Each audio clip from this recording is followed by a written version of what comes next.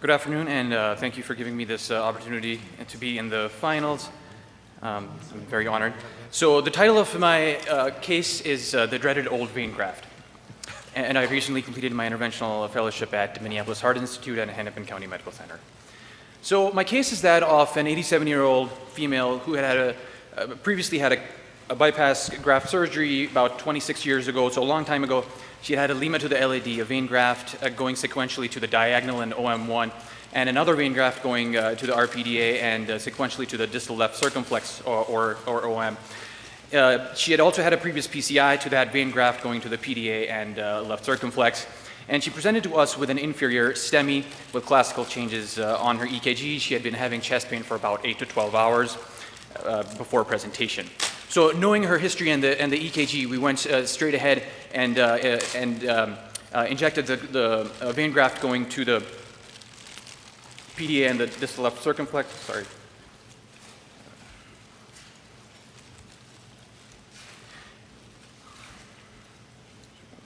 And as you can see, which is what we expected, the graft was occluded, and it looked like an acute occlusion with a large thrombus burden in that vein graft. So we went ahead and initially advanced the Samurai RC guide wire down this vein graft, and because of the large thrombus burden, we did want to reduce that, and so initially we performed aspiration thrombectomy with an export catheter with a 7 French and then a 6 French, but really we're not having much luck here and continue to have persistent no reflow. The patient continued to have chest pain, and the ST elevations persisted. This angiogram here was just a brief period in between when we were able to get some flow down the vein graft, and as you can see, the PDA you cannot really see very much probably because of distal embolization, but it was filling that left circumflex, and it does fill retrogradely almost up to the left main. So after this, we tried a Fielder FC guide wire with the support of a micro 14, did multiple balloon inflations, still had poor flow. After this, in order to further try and vaporize the thrombus and reduce the thrombus burden, we then went to a laser. We used the excimer laser with a 0.9 millimeter, did multiple passes, even fairly long runs. But as you can see, we still were dealing with a lot of thrombus there and really no significant flow. So at this point, we thought we need to switch our strategy and do something different.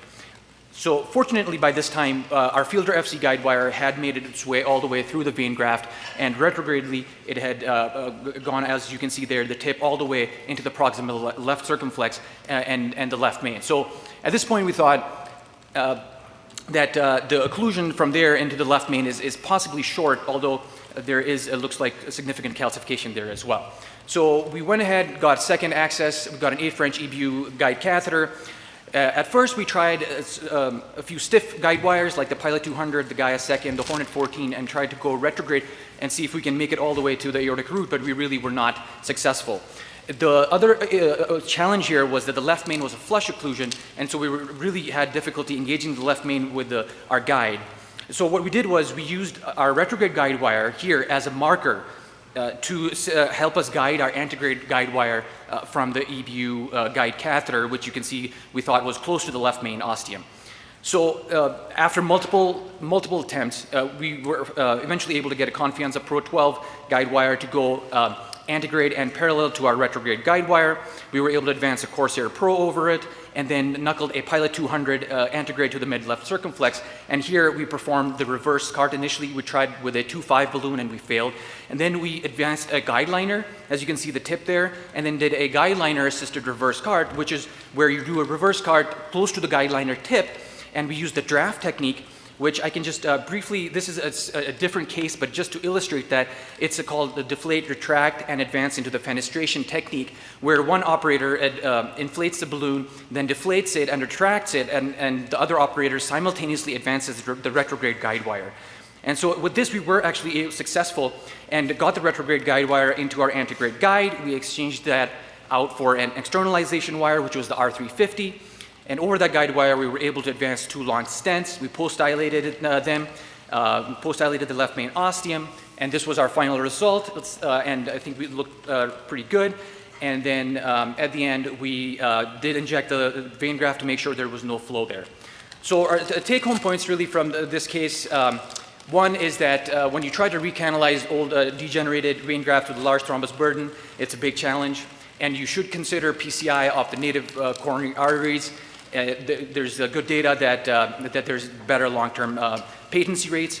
And in cases such as this, when there's an acute STEMI and an acute occlusion of the vein graft, depending on the clinical situation, the feasibility, and I think the expertise available, you can attempt a procedure like this as well. Thank you. It's fantastic. Fantastic. A lot of work for a STEMI with the vein graft. Questions from the audience or comments from the panel? What was your door to balloon time? Just kidding. I mean, I think our initial door to balloon time was short. I mean, we did try to balloon the vein graft itself and try to get some flow there, but of course we were not really very that was very amazing, successful. Amazing case. Amazing. I judge a complex coronary case by how many abbreviations you use in your description. CART, draft, reversed, what else? How many other abbreviations? How about the balloon thing, balloon tracking? Manos, comments? We do believe that there is poor outcomes with vein grafts. Now, in most cases like this, you open the vein graft, there's the concept, what we call now staged SVG revascularization. Open the vein graft if you can, because you're going to restore flow, minimize the damage in the myocardium.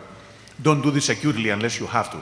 Instead, let the patient rest and then bring them back in a month or two and then open the native.